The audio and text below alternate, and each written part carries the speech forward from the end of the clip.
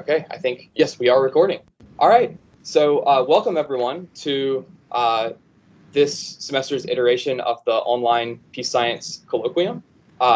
I'm Brad Smith. I'm an assistant professor of political science at Vanderbilt University. And myself and Cassie Dorff, my colleague here at Vanderbilt, are very excited to be co-directing the online Peace Science Colloquium this year. We are an organization that's affiliated with the Peace Science Society, and we bring research from members, in these online meetings and provide feedback all year round, even outside of the Peace Science Society's annual meeting. This week, we're really excited to have a presentation from Andrea Morris, who is all but dissertation status at the University of Rochester. She's going to be presenting a paper entitled "Who Wants to Be a Suicide Bomber? Evidence from Islamic State Recruits." And we have an excellent panel this week to offer feedback. We have Navin, who is a professor at the University of North Carolina, Chapel Hill, Danielle, Jung, who is an associate professor at Emory University, and Szekely, who is an associate professor at Clark University. So with that, we'll have a 15-minute presentation from Andrea, and then we'll receive feedback. So I'll pass it off, Andrea, if you want to get us started. Okay, thank you all for tuning in. Did the shared screen work? Can you see it? Yeah. Okay.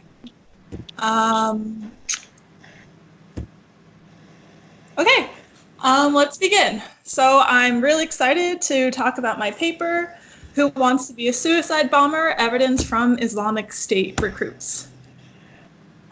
So in Easter of this year, 9 individuals, they detonated suicide bombs in Sri Lanka. These attacks were sophisticated and coordinated, and they were the most deadly terror attacks linked to the Islamic State to date.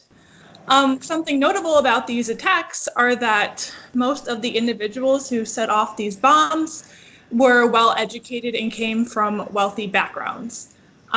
One studied engineering in the UK, another was the son of a wealthy tea trader. This attack reflects a much larger pattern of high quality, and what I mean by that is educated, well-to-do individuals committing suicide attacks. So my big motivating question for this paper is, why do we so often see educated, wealthy individuals set off suicide attacks? We regularly observe high-quality individuals carry out suicide attacks, and I'm going to use the term high quality and high human capital interchangeably in this talk.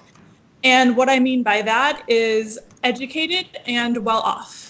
And this occurs not just with the Islamic State, but we see it with Al-Qaeda, Hezbollah, the Palestinian Islamic Jihad, and Hamas. The big question for this paper is, why do we see high-quality individuals carrying out suicide attacks?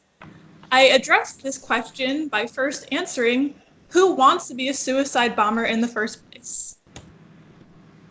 The one big explanation of the empirical regularity of seeing high-quality individuals set off suicide attacks is self-selection. The theory of self-selection is pretty simple. It just states that individuals with high human capital, they self-select into suicide attacks. In this paper, I provide evidence that quality recruits do not do so. I do this by using primary source data on ISIS recruits. The Islamic State collected application forms for all of its members upon entry into its territory. And in those forms are recruit demographic information, such as their education and age, and it also marks down whether or not the recruit volunteers for suicide missions. I translated those forms from Arabic and coded it into a cross-sectional data set. And I examined the pool of volunteers for suicide missions. This is previous from other work because those studies look at those who actually committed attacks. I find a negative relationship between measures of quality and desire to be a suicide attacker. A lot of the literature on self-selection talks about education and radicalization. The effects of education can explain why educated individuals become suicide bombers. Some argue that education provides awareness about the world and social injustice, and educated individuals are sensitive to social. Some also argue that high-quality types have high opportunity costs for joining. They think that these types are more committed and more likely to engage in more lethal missions. The theory of self-selection is pretty simple, but I have a few figures to illustrate the theory and some inference problems other studies run into. And so we'll start with a terrorist pool. We'll call the blue figures high quality and the red figures low quality. And under self-selection, it would argue that the high quality individuals would volunteer to be a suicide attacker, and the low quality individuals would choose to be a fighter. Studies that look at the characteristics of suicide attackers only look at individuals who actually committed attacks. They look at the pool of known attackers and they argue that the volunteers for suicide missions exhibit the same qualities. But for all we know, the pool could look like this. In order to really test self-selection, we need different data. What we need data on is the entire pool of terrorists and then the roles they choose to take on in the terrorist organization. In this figure, the individuals can choose to be suicide attackers or engage in non-suicide roles, such as being a fighter. In this paper, I have data that does just that. I have data on ISIS recruits. I'm going to really just briefly sum up the Islamic State in the interest of time, but it's a Salafi jihadist militant group. It can be traced to Al-Qaeda, where it participated in the Iraqi insurgency. In June 2014, it declared itself a caliphate, demanded that Muslims worldwide travel to its territory and engage in jihad. ISIS has attracted more than 30,000 members from around the world. In its heyday, ISIS operated like a state. It collected taxes, paid a salary to its members, and maintained a strong bureaucracy. Part of this bureaucracy was completing registration forms for its recruits upon entry into its territory. The data I use comes from a set of leaked registration forms containing the personal information of thousands of ISIS members. So what ISIS does is when it controlled territory, it would have checkpoints at the Syria-Turkish border. So whenever someone would enter ISIS territory, they would fill out a form for that member. So I got this data because it was leaked by a former ISIS member. He chose to defect ISIS, and he stole a flash drive that contained about 4,000 of these forms. He then smuggled that flash drive across the border into Turkey, and then he leaked it to several newspapers. I reached out to the editor of one of those newspapers, and he gave me access to the forms, which I then translated from Arabic and coded it into usable data. Here's a picture of what the registration form would look like. It asks like typical job application questions, such as your education and prior occupation and your age, but it also asks for your blood type and whether or not you have engaged in jihad before. And I have about a few thousand of these forms. Here I just mapped the country of origin of the ISIS recruits in my data. As you can see, ISIS has a global reach and attracted individuals from around the world, but a lot of the recruits came from Tunisia and Saudi Arabia and Russia, and also North Africa and Central Asia had a lot of ISIS recruits. The dependent variable I use, I call desired role. It is a binary variable, and the forms, They ask each recruit if he prefers to be a fighter or a suicide attacker. 269 of the recruits expressed a preference to engage in suicide terrorism. That's about 8%. And if high-quality recruits prefer to engage in suicide operations, that provides evidence in favor of self-selection. I also have other measures of quality of the ISIS recruits. I have their education, their reported knowledge of Islam, their prior occupation, and their previous involvement in jihad. And I also control for other characteristics that may affect one's decision to volunteer for suicide missions, such as their marital status, if they have kids, and their age.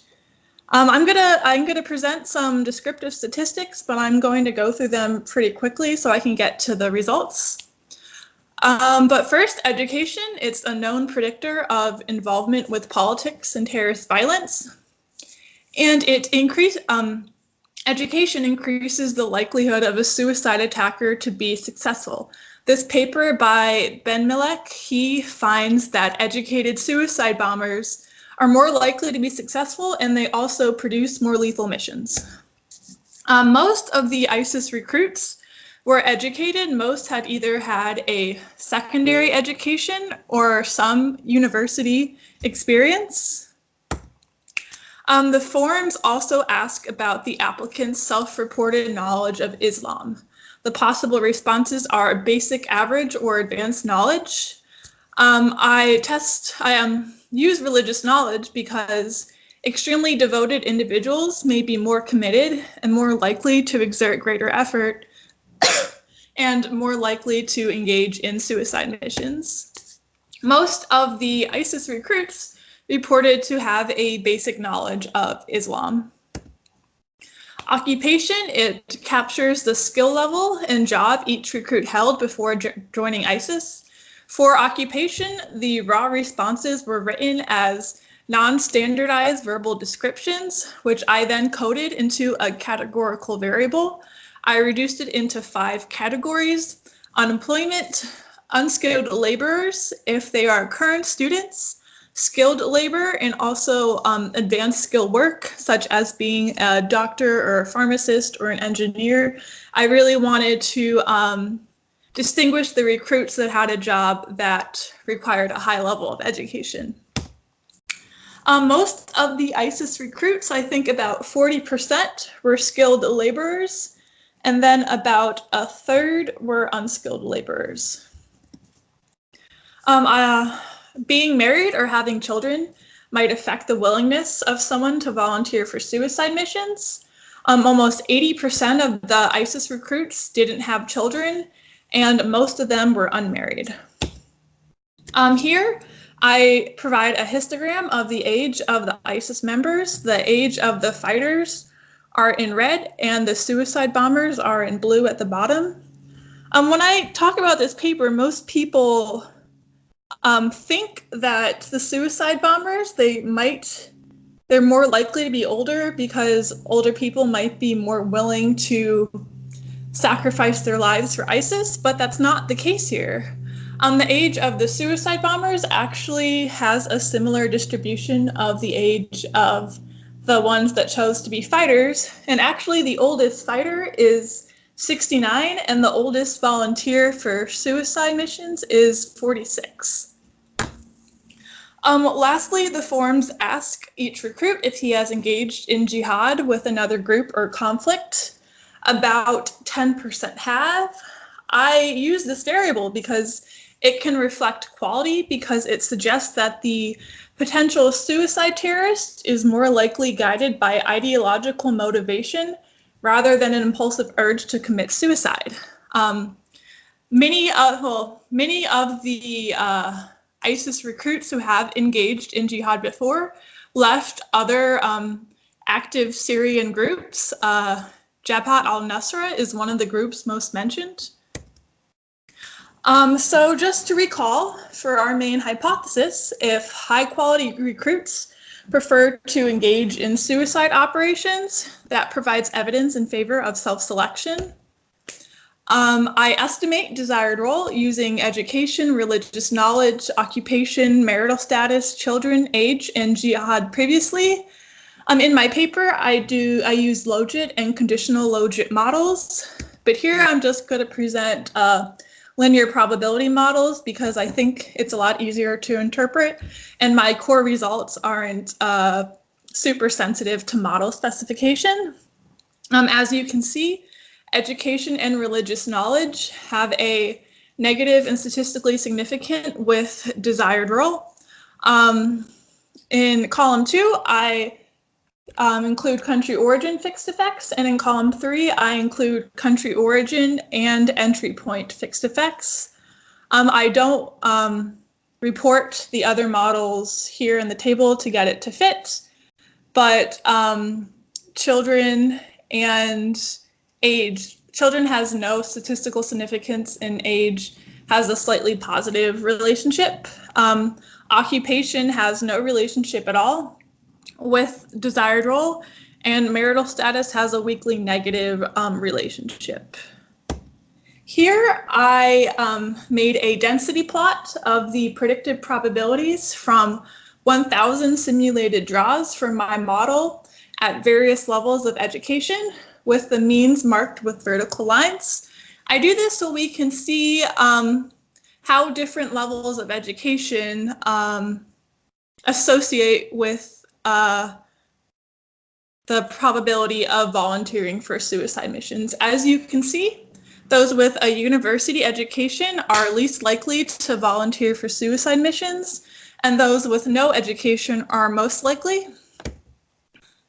Religious knowledge is negative and statistically significant. The probability of volunteering for suicide missions decreases by about 2% for a unit increase in religious knowledge. So having average knowledge of Islam instead of basic would decrease your probability of volunteering for suicide missions by about 2%.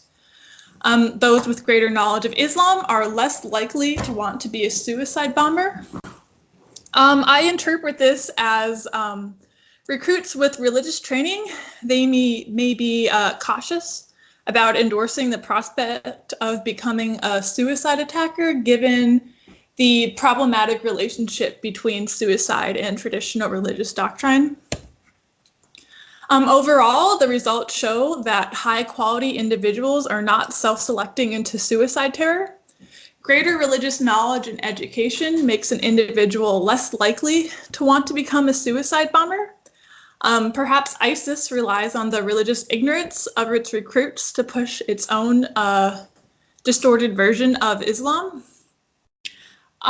With the empirical results, I can rule out self-selection because we can see that the recruits with the highest human capital are not volunteering for suicide missions on average. Another theory that could explain the empirical observation of high-quality individuals conducting suicide missions is screening. The literature on this subject argues that terrorist organizations screen recruits for quality. And this makes sense because terrorist organizations, they want successful missions, so they choose the best candidate to conduct suicide attacks. Some argue that the existence of the forms themselves provide evidence that ISIS screens its members.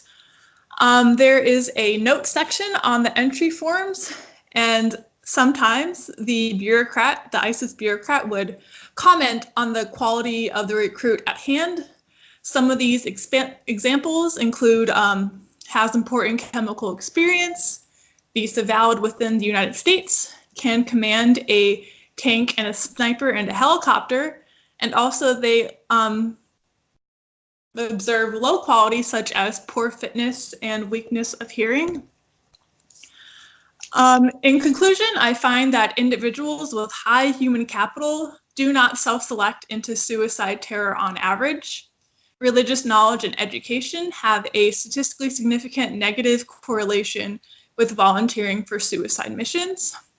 And I think understanding who wants to be a suicide bomber is particularly important because the frequency of ISIS suicide attacks is expected to increase as it transitions to unconventional warfare stemming from its recent territorial losses in Syria. So thank you very much for listening. Awesome. Can you all hear me? Yeah. Okay, cool. So if you could just screen share, we can see if we can get back to. My bad. Okay, yeah, I think so. Okay, so so I guess we can just we can start taking feedback now. So I don't know who wants to get us started. I will. I can. Go ahead, actually. Well, I'll just start by saying that this data set is fantastic. And I hope that this is the first thing you publish off of it, but definitely not the last thing. I think there's the potential for some really, really interesting stuff to come out of this. I cannot imagine what it must have been like to sit down and spend what must have been like hundreds of hours translating intake forms. So I salute you for that. I also salute you for the chutzpah of calling up a newspaper editor and getting a hold of this data. We should all be so innovative in our methods. So I look for I guess I will just kick this off by saying I look forward to seeing not just where this paper goes, but also what else you do with your data set, because I think it's really cool. Thank you. No, that's great. It took me just weeks. Like the data was a mess. I cannot even. I would also imagine that those guys probably don't have spectacularly legible handwriting. It was horrible. And then just like you'll understand, like, because there are different bureaucrats, like even things like dates were written in like different forms. Like some would use like the traditional like Islamic years, other would be years. It was a mess. Oh man. But thank you. So can I'd like to, let me first echo, this was incredible, right? This was just absolutely amazing to see these data and to read through just what you found in them. I thought it was incredibly fascinating. I also thought the conclusion you reached was incredibly fascinating. But having said that, I did have one of the things I was a little concerned about was the religious education variable. It is really cool, and I think it's definitely, the finding is really, it's sort of impressive in that way. But one of the things I was just wondering is that this is self-reported, and so what what is happening could very easily be interpersonal comparisons of utility to some extent, right? So what constitutes exceptional religious education in Tunisia might not be the same thing as exceptional religious education in Saudi Arabia, and those are your two biggest collections. And by the way, the Tunisia thing is that's just wow. I didn't see that coming. That was kind of neat. But again, just if those are the two that are populating on this group, is that actually capturing anything given the variation around it? And then the other part of that, this is a question. The other part of that is what constitutes education of religion in one area might be a different version of Islam. And again, they're all Sunnis. That's given, right? But there's a lot of variation within Sunni Islam, even within those that purport to be the same type, right? So you could have an Indonesian Wahhabi that might be slightly different than a Saudi Wahhabi, right? So I was just wondering, I don't know sort of how to deal with that so much, though it struck me one way to do it is to estimate religious education based on origin or based on education, because I would think that those two are correlated. But I was just wondering your thoughts on that, right? As far as, is religious education really, is there too much heterogeneity within that to really draw any real inference? I have a two-part response to that. First, yes, the measure of religious knowledge is self-supported. Or self-reported. I try to be really clear about that in the paper, that just how that person reports their religious education to be. And I do try to be like very careful with my discussion of religion. And then in terms of religious knowledge and country, I actually had a figure of that in the appendix, but I'll just tell you. So I have gotten comments about religion, and so what I did was I just here, can I just reach? Yeah, if you need to share a visual.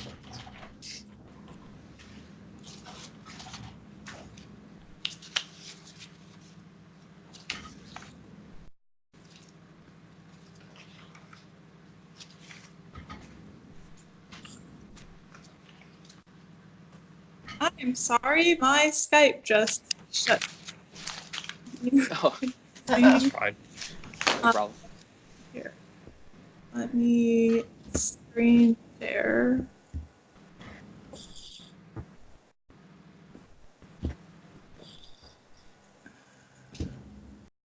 And so I broke it down. Can you all see this? Mm-hmm.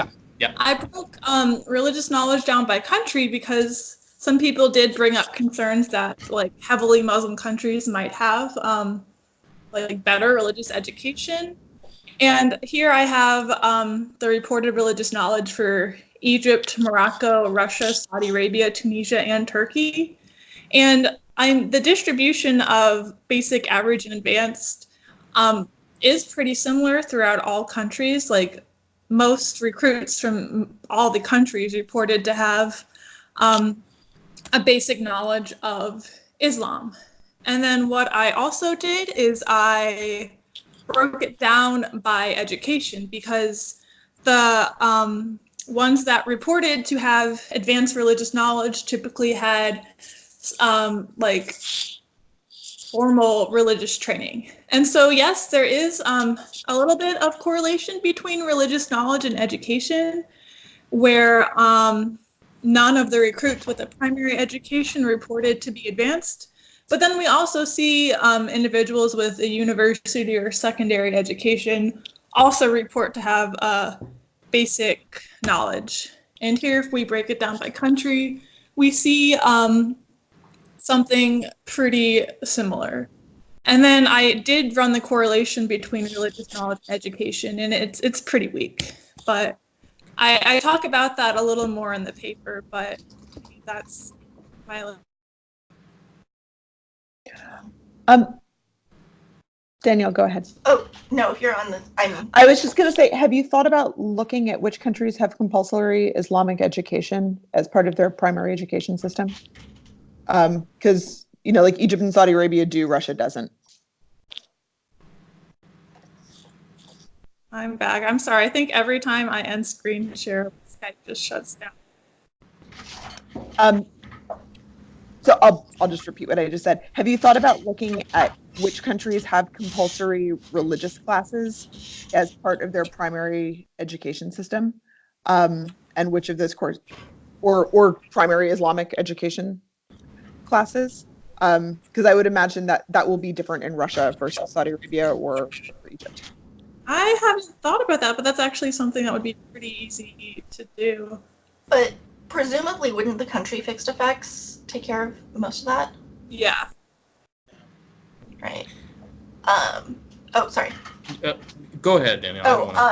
Kind of on the self-reports issue, I think you're probably going to have to spend some time. I mean, I totally agree with everyone else about like how cool these data are, but in line with that, I think you're going to have to spend some time dealing with the fact that these are self-reports, and if there's some kind of inclination to bias downward or upwards in self-reporting.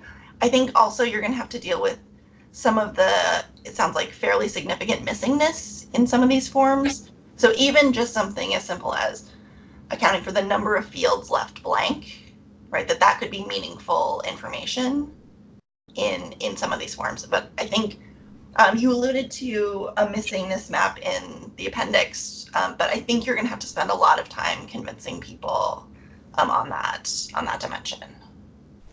Okay. And just general kind of issues of all of the stuff that survey analysis has to deal with in terms of self-reporting. I think you're going to have to also contend with some of these. So my two finger was actually just if we look at the map that you had of the other recruits, and you have to play, but just when I look at it, it strikes me that some countries Islam is deeply embedded into the regime, whereas others it's an opposition. So I don't know, like if you just throw in a variable that says official, non-official, what that does necessarily, but I would think that that probably does affect at least how these individuals perceive their training, and what they might report on the religious thing. I think Danielle had a comment. Oh, I have kind of a new line of questions, but that. Andrea, did you want to respond to any of those, or? I mean, I agree. I think you're right. I do have like a hard time, like, because it is self-reported, and so it's just like pulling out like what we can actually like take from that. So I think I had a few kind of thoughts about kind of the role of screening by the organization. And my worry is that you're right in the visual you had about kind of you need evidence of like the arrows, like kind of the self-selection part.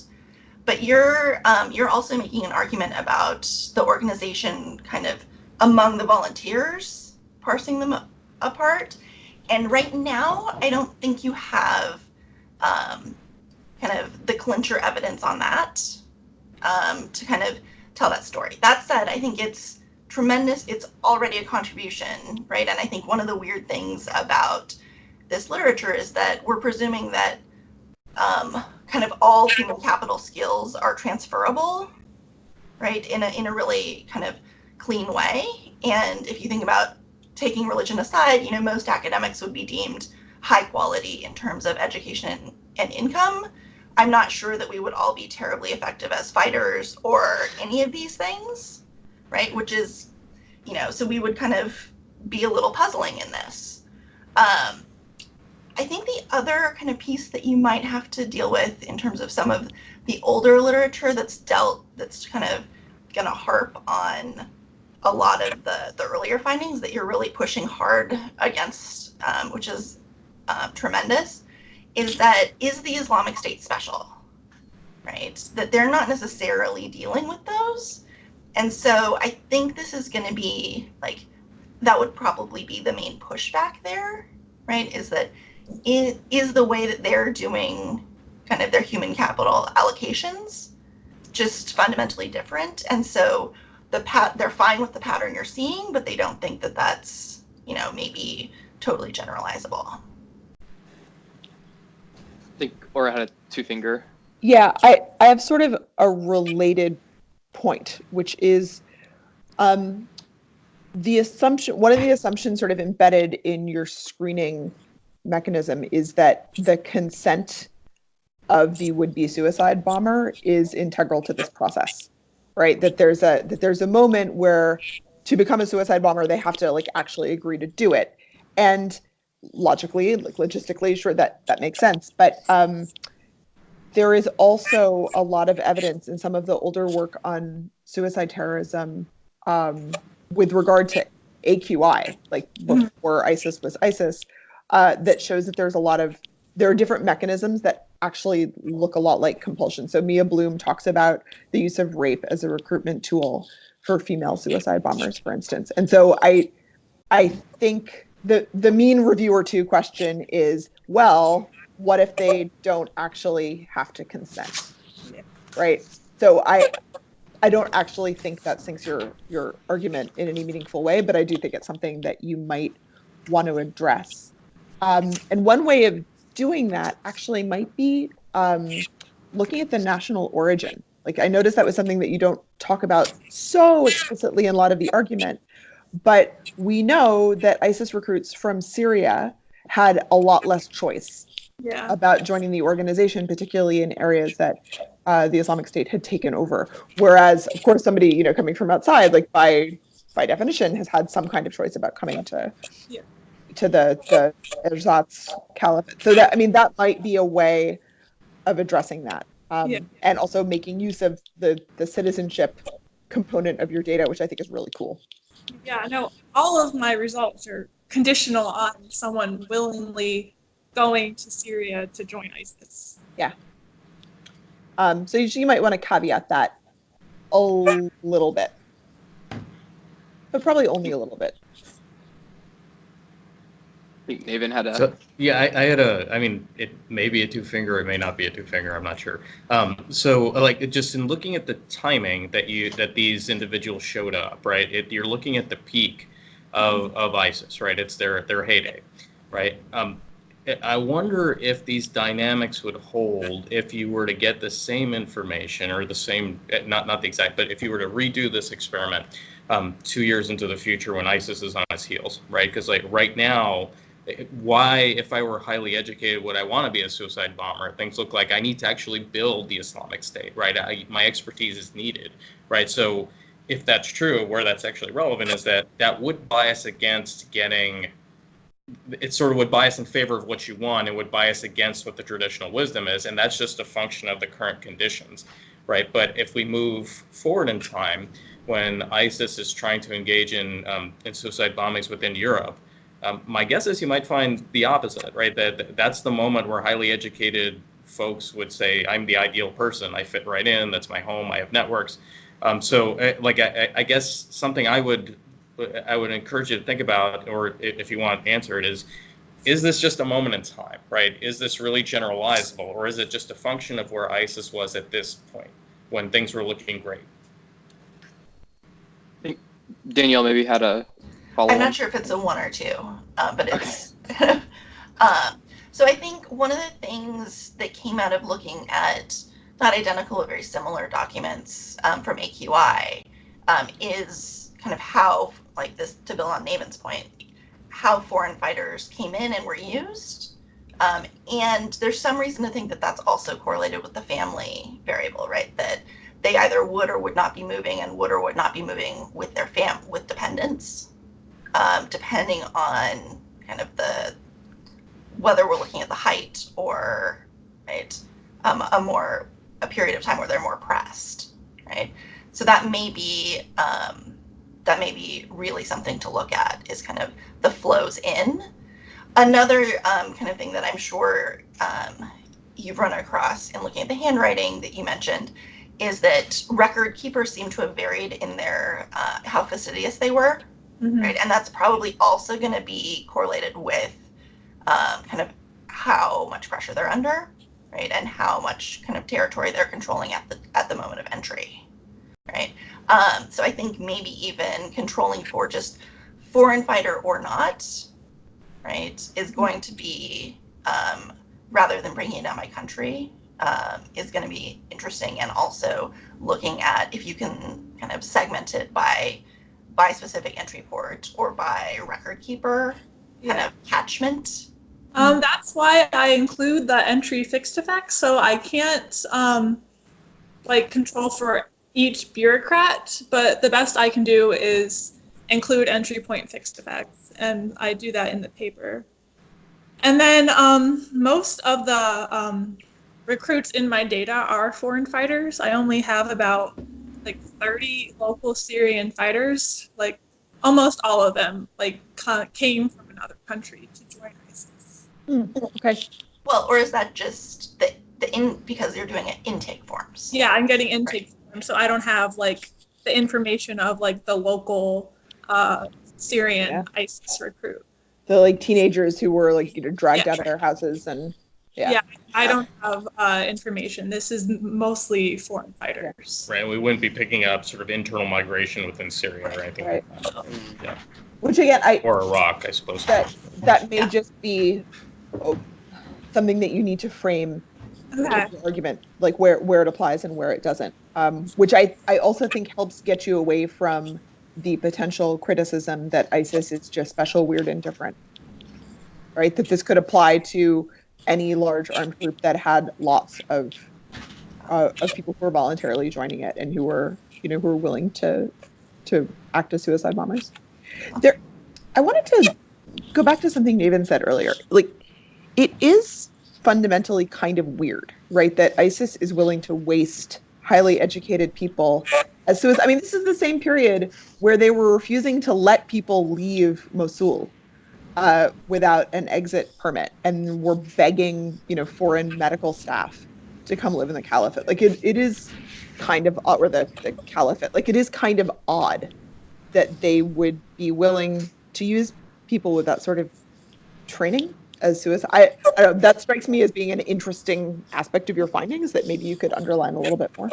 I've thought about that a little, and I mean, I've just read a bunch of work on like other people who interview suicide bombers, and I know for Hamas, they would also pick like highly capable individuals to commit these suicide attacks because they are like very difficult to like pull off in certain cases. You have to like blend in, you have to follow instructions. Oftentimes the suicide bomber like has to decide like when and where to set off a bomb. They also think that if you're educated and willing to do this, you're more committed and less likely to change your mind at the last second. So there is like some like case studies that like talk about why these groups, because it does seem like you're like wasting a high quality type for this one-off mission, but they actually are like quite complicated to pull off successfully. Yeah.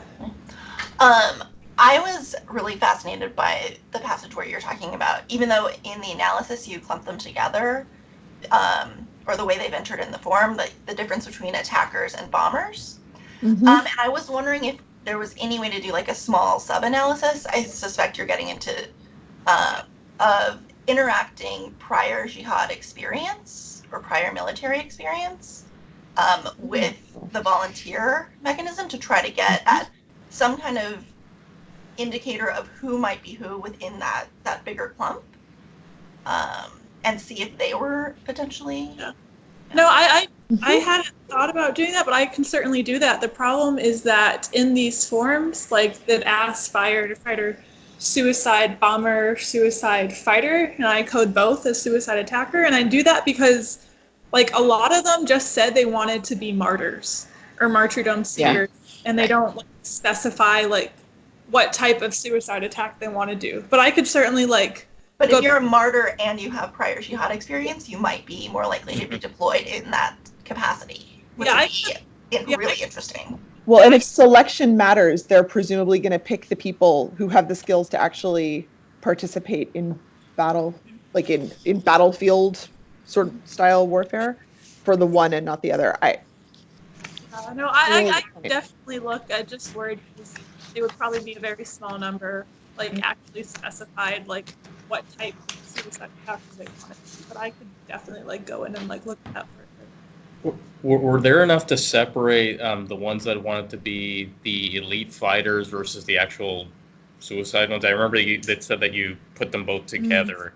But I mean, again, and I may be totally wrong because I don't know what the distribution is, but it seemed like these are different tasks, right? They both want to be martyrs, true, right? But one is an elite, right, that might continue these operations going forward in time, where the other is, that's the end, right? You're going to engage in a suicide bomber and that's it, right? So it seemed like there might be another more heterogeneity within there that might be interesting. Yeah, no, I could look further into that. I think it would be a very small pool because almost all of them said martyr, martyrdom seeker, like something of the sorts. But okay. I'll go back and check to see if there's anything.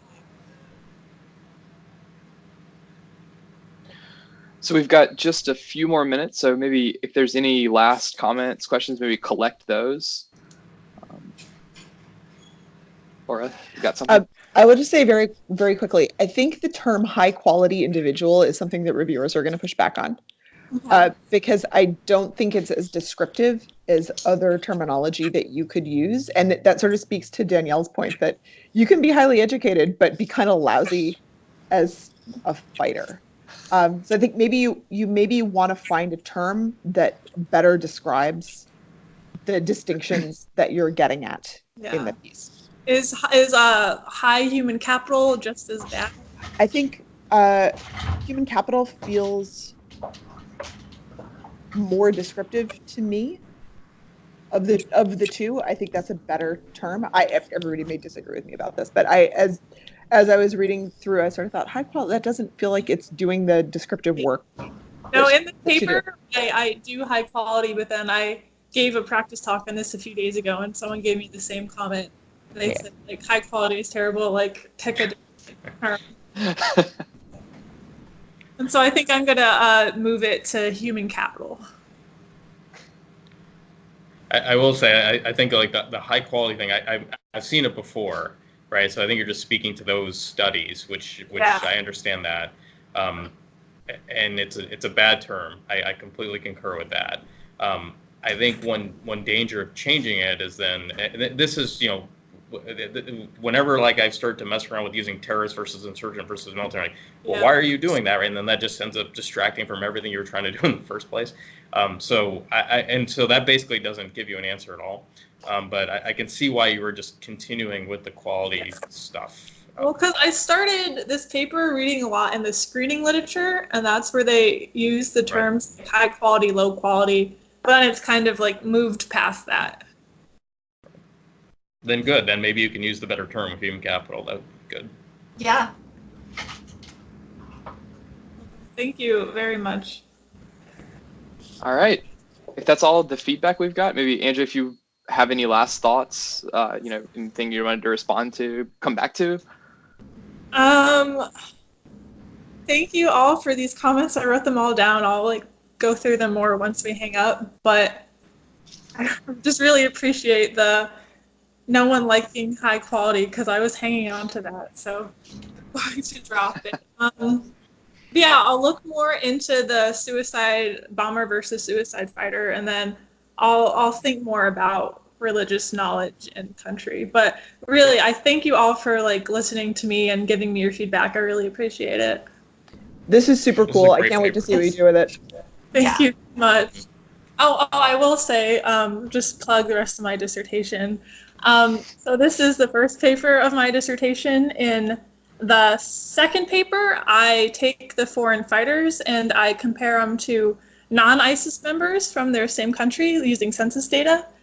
And I find that like education is by far the strongest predictor of someone joining ISIS. And then in the last paper, I look more at like the ethnic groups that have had a lot of individuals join ISIS to see if I can like get at like some type of like country issues. And I find that ethnic groups that are poorer relative to the country average are more likely to have high numbers of people join ISIS. And actually things like political marginalization or discrimination don't really seem to matter. And so I'm kind of like moving in more of like education or sort of like relative deprivation is like a big driver of foreign fighting. But that's my dissertation. Cool stuff. Cool. Look forward to seeing this paper in print and seeing the rest of the dissertation. I want to thank all of our panelists for being very generous with their time, and thank all of you for being patient with our technical difficulties at the beginning today. Cassie and I have to iron those things out in the coming presentations. So if you'll tune in, hopefully live this time on November 1st, we're going to have Juan Tellez from University of South Carolina presenting Wartime Displacement as Land Grabbing, Evidence from Colombia. And Cassie Dorff, my colleague here at Vanderbilt, and my co-director, the OPSC, will be hosting that. So until next time, thanks, and we'll see you again soon. Thank